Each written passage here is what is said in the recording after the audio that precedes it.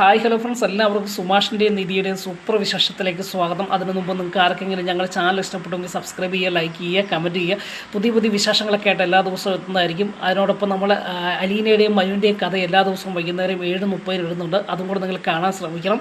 അപ്പം എന്തായാലും സുഭാഷിൻ്റെ നിധിയുടെയും കഥയിലേക്ക് വരുമ്പോൾ രസകരമാകുന്ന ചില നിമിഷവും അതിലുപരി വളരെ സങ്കടകരമാകുന്ന ഒരവസ്ഥയിലേക്കാണ് നീങ്ങിക്കൊണ്ടിരിക്കുന്നത്. എന്തായാലും സുഭാഷിൻ്റെ 13ാമത്തെ പെണ്ണുകാണൽ ചടങ്ങ് ഏകദേശമൊക്കെ ഫിക്സഡായി. അങ്ങനെ പെൺവീട്ടുകാർക്ക് ഇഷ്ടപ്പെട്ടു എന്ന് ബ്രോക്കർ വന്ന് പറയുകയും അപ്പം അവർ വരുന്ന സമയത്ത് നിങ്ങൾ ഏകദേശം ഈ വീടൊന്ന് വൃത്തിയാക്കി വെക്കാനൊക്കെ പറഞ്ഞിട്ടാണ് ബ്രോക്കർ പോകുന്നത്. അപ്പം എല്ലാവർക്കും വളരെ സന്തോഷമായി.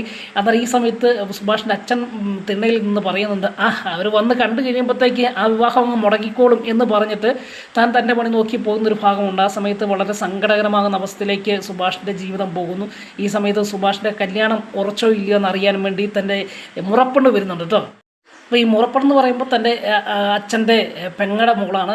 അവർക്ക് സുഭാഷിനെ ഭയങ്കര ഇഷ്ടമാണ്. പക്ഷേങ്കിൽ സുഭാഷിൻ്റെ വീട്ടുകാരുമായിട്ട് അച്ഛനുമായിട്ട് സുഭാഷിൻ്റെ അച്ഛൻ്റെ ചേട്ടനും അതുപോലെ പെങ്ങളുമൊക്കെ വലിയൊരു ശത്രുതയുണ്ട്. അതുകൊണ്ട് അതിനെക്കുറിച്ചൊക്കെ നമുക്ക് കൂടുതലായിട്ട് അറിഞ്ഞു വരുന്നേ ഉള്ളൂ. എന്തായാലും അവർ സുഭാഷിൻ്റെ അച്ഛനെ പൂർണ്ണമായിട്ട് ഉപേക്ഷിച്ച ഒരവസ്ഥയാണ്. അതുകൊണ്ട് തന്നെ തൻ്റെ വീട്ടിലേക്ക് ആരും വരികയോ അവരുമായിട്ട് യാതൊരു ബന്ധവും പുലർത്താത്ത അവസ്ഥയാണ്. അങ്ങനെ ഒറ്റപ്പെട്ട് ജീവിക്കുന്നവരാണ് സുഭാഷിൻ്റെ അനിയന്മാരും തൻ്റെ അച്ഛനുമൊക്കെ.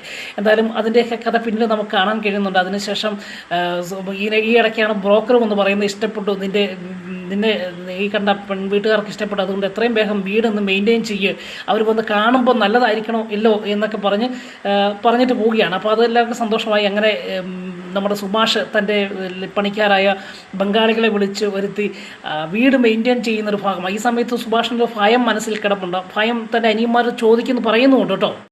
എന്നിട്ട് സുഭാഷ് ആ ഭീതി തൻ്റെ അനിയനായ സുധീഷിനോടും തൻ്റെ സഹോദരങ്ങളും പറയുകയാണ്, ഇനി ഇതിൻ്റെ പേരിൽ എന്തെങ്കിലും വിഷയം ഉണ്ടാവുമോ എന്ന് ചോദിക്കുന്ന സമയത്ത് സുധീഷ് അല്പം ധൈര്യശാലിയാണ്. സുധീഷ് വന്ന് അത് വരുന്ന പോലെ കാണാം ചേട്ടാ എന്ന് പറയാം. അങ്ങനെ ഭായിമാർ വന്ന് സിമെൻറ്റ് കൂട്ടുന്നു. അങ്ങനെ വീടിൻ്റെ ഫ്രണ്ട് സൈഡൊക്കെ ഒന്ന് വൃത്തിയാക്കാൻ പാച്ച് വർക്ക് ചെയ്യാൻ ശ്രമിക്കുന്ന സമയത്ത് ഇതാ വന്നിരിക്കുന്നു ശത്രുക്കൾ.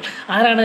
സുഭാഷിൻ്റെ അമ്മായിയും അതുപോലെ അച്ഛൻ്റെ ചേട്ടനും വിഷയമായിട്ട് വരുവാണ്. അങ്ങനെ പ്രശ്നമുണ്ടാക്കുകയും ഇവിടെ ഈ വീടിന് വേണ്ടി ഒന്നും ചെയ്യാൻ പാടില്ല, നിനക്ക് അറിഞ്ഞുകൂടാ എന്ന് ചോദിക്കുക. അപ്പോൾ സുധീഷ് എടുത്ത് ചാടുന്നുണ്ട് കേട്ടോ. അപ്പം നിങ്ങളെന്നെ ഇതിനകത്തൊക്കെ വരാൻ കാരണമെന്ന് ചോദിക്കുമ്പോഴാണ് ഈ കഥയുടെ സംഭവം നമ്മൾ മനസ്സിലാക്കുന്നത്. ഈ വീട് കോടതി വിധി പ്രകാരം ഒന്നും നിർമ്മാണ പ്രവർത്തനം നടക്കാൻ പറ്റത്തില്ല, കേസിൽ കിടക്കുന്ന. അതുകൊണ്ട് ഇതിൻ്റെ അകത്തൊരു നിർമ്മാണ പ്രവർത്തനം നടത്താൻ പാടില്ലെന്ന് നിനക്കൊക്കെ അറിഞ്ഞുകൂടാ എന്ന് ചോദിച്ച് നമ്മുടെ സുധീഷിൻ്റെ അച്ഛൻ്റെ ചേട്ടൻ വിഷയമുണ്ടാക്കുകയും അതുപോലെ പെങ്ങളുടെ വിഷയമുണ്ടാക്കി. അങ്ങനെ ഒടുവിൽ സുധീഷ് കീഴടങ്ങിയാട്ടോ, ഒന്നും ചെയ്യുന്നില്ല, ഇതിൻ്റെ പേരിൽ നീ കേസാക്കല്ലേ എന്ന് പറഞ്ഞ് സുധീഷ് ആ നിർമ്മാണത്തിൽ നിന്ന് ഒഴിവാകുക കേട്ടോ.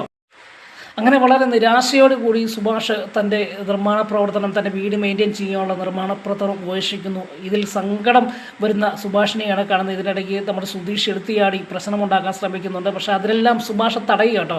അതിനുശേഷം കാണുന്ന നമ്മുടെ നിധിയുടെ വീട്ടിലേക്ക് നിധിക്ക് ഇഷ്ടമില്ലാത്ത ഒരു വരനെയാണല്ലോ വീട്ടുകാരെ കൊണ്ടുവന്നിരിക്കുന്നത്. വിദ്യാസമ്പന്നനും കാശുകാരനൊക്കെ ആണെങ്കിൽ തന്നെ അദ്ദേഹത്തിൻ്റെ സംഭാഷണമൊന്നും നിധിക്ക് ഇഷ്ടപ്പെട്ടില്ല. ഒടുവിൽ വീട്ടുകാർ സമ്മർദ്ദപ്രകാരം അത് വിവാഹത്തിന് ഒരുങ്ങുന്ന ഒരു ഭാഗമൊക്കെയാണ് നമ്മൾ കാണുന്നത്. അങ്ങനെ വിവാഹത്തിന് ആഭരണങ്ങൾ എടുക്കുവാനും ഡ്രസ്സുകൾ എടുക്കുവാനും ഈ അരുണോടൊപ്പം യാത്ര ചെയ്യുവാൻ തീരുമാനിക്കുന്ന ഒരു ഭാഗമൊക്കെ ഇന്നത്തെ എപ്പിസോഡിലുണ്ട്.